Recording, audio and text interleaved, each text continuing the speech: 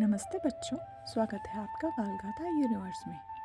आज हम सुनेंगे एक अद्भुत कहानी नन्हे कृष्ण और गोवर्धन पर्वत की। एक समय की बात है, गोकुल नाम के एक छोटे से गांव में कृष्ण नाम का एक प्यारा सा बच्चा रहता था। कृष्ण बहुत ही शरारती और हंसमुख थे, लेकिन उनमें एक खास बात थी, वे ईश्वर के अवतार थे। गोकुल के लोग बहुत खुश थे क्योंकि वे इंद्र देवता की पूजा करते थे। हर साल वे इंद्र देवता को प्रसन्न करने के लिए एक बड़ा उत्सव मनाते थे। वे सोचते थे कि इंद्र देवता बारिश लाएंगे और उनकी फसलें हरी भरी रहेंगी। लेकिन कृष्ण को यह पसंद नहीं था। उन्होंने अपने पिता नंद से कहा, पिताजी, हम इंद्र देवता की पूजा क्यों करते हैं? वे तो केवल बारिश लाते हैं, लेकिन गोवर्धन पर्वत तो हमेशा हमें छाया देता है, हमें फल देता है और हमारे पशुओं को चारा देता है। हमें गोवर्धन पर्वत की पूजा करनी चाहिए।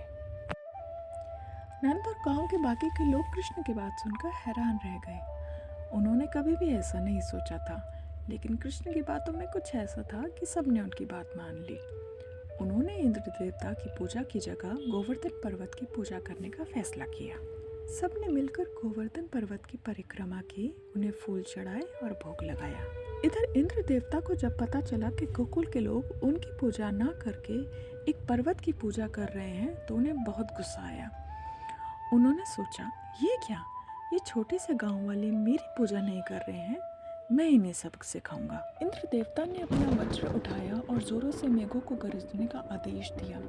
भयानक तूफान आया, मूसलाधार बारिश होने लगी, बिजली कड़कने लगी और जोरों से हवा चलने लगी।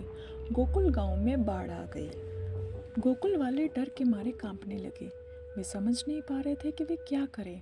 उनकी सारी फसलें बर्बाद होने लगी और घर डूबने लगे। वे कृष्ण के पास भागे। कृष्ण कृष्ण बचाओ हमें, वे चिल्लाए। कृष्ण ने मुस्कुराते हुए कहा, डरो मत, मैं तुम्हें बचाऊंगा। और फिर कृष्ण ने अपनी छोटी सी उंगली उठाई। उन्होंने गोवर्धन पर्वत को अपनी उंगली पे उठा लिया, ठीक वैसे ही जैसे कोई बच्चा छतरी उठाता है। गोवर्धन पर्वत एक बड़ी सी छतरी की तरह गांव के ऊपर आ गया। सारी बारिश, सारी बिजली, सारा तूफान पर्वत के नीचे दब गया। गोकुल के लोग और उनके पशु सुरक्षित पर्वत के नीचे आ गए। कई दिनों तक कृष्ण ने पर्वत को अपनी उंगली पर उठाए रखा। गांव वाले और पशु पर्वत के नीचे आराम से रहे। इंद्र देवता ने देखा कि उन लोगों का कुछ नहीं हो रहा। वे हैरान थे कि एक छोटे से बच्चे ने उन्हें कैसे हरा दिया। उन्हें अपनी गलती का एहसास हुआ। वे कृष्ण के पास आए और माफ़ी मांगी। हे कृष्ण, मुझे क्षमा कर दो, मैंने बहुत घमंड किया। तुमने मुझे सिखाया कि प्रकृति की पूजा करनी चाहिए, ना कि सिर्फ अपनी शक्ति का प्रदर्शन करना चाहिए। कृष्ण ने इंद्रदेव को क्षमा कर दिया। इंद्र देवता ने तूफान बंद कर दिया और गोकुल में फिर से शांति छा गई।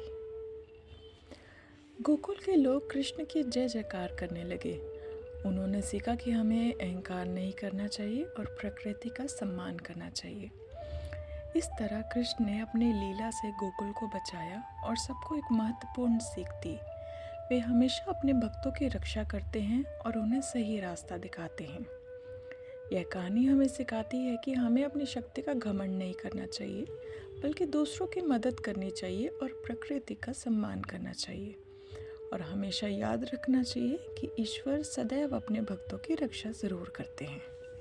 बच्चों, कहानी पसंद आई हो तो लाइक, शेयर, सब्सक्राइब ज़रूर करें। मिलेंगे अगली कहानी में। जय श्री कृष्णा।